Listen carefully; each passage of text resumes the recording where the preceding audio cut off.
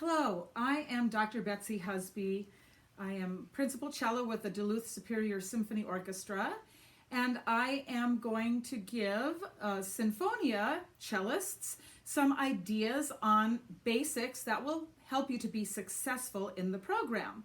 First of all, I would like to go over 4 basic finger patterns that happen in many different keys, many different scales that you might encounter in your career as a cellist. The first very beginning finger pattern that we learn is a pattern that uses open string, finger 1, finger 3, and finger 4. That's used in scales such as your D major scale, which is one of the first scales you learn. The next finger pattern is open 1, 2, 4. And that is in many scales that start on 4th finger, which would go like this.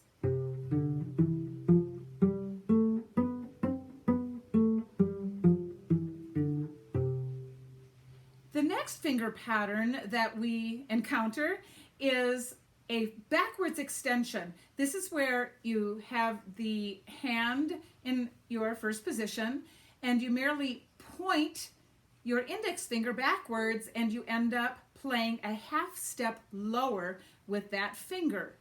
Open, extension, 2, 4 is the pattern. That is in scales that start with 2nd fingers. So you would do, for instance, 2, 4, open, extension, 2, 4, open, extension, and this is a B flat major scale. Lastly, the basic first position forwards extension is one that you'll want to know. In this position, you leave your first finger in its place, you release the thumb and move it forwards with your 2nd finger, and now your 2nd finger plays where 3rd finger normally did, and you have regular 1 where it normally would play in first position, and extended 2 playing where 3rd finger normally plays and your 4th finger.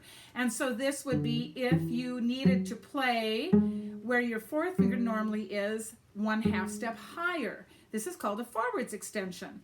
An A major scale is a perfect example of where you would use the forwards extension. And those are the basic finger patterns that you would need to know.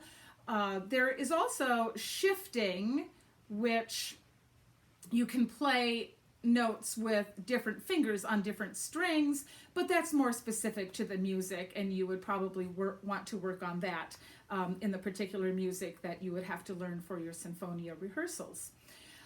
Next, I would like to just show you a good basic bowing exercise to do with the scales. It's something I call target practice bowing, and it is encouraging us to use our whole bows and to keep the sound consistent through the bow. You are to imagine a target at the end of your bow. You are to begin the stroke and go to that target that you saw on your bow.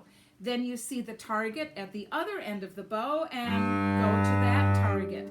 Add a finger and do target practice. Add the finger, then play the bow. Finger, go. Change, string. Finger, target practice. Finger, target practice. And finger, target practice. That was a G major scale I just played. So I hope those practice tips will help you in your readiness for joining Sinfonia, and good luck in your cello playing.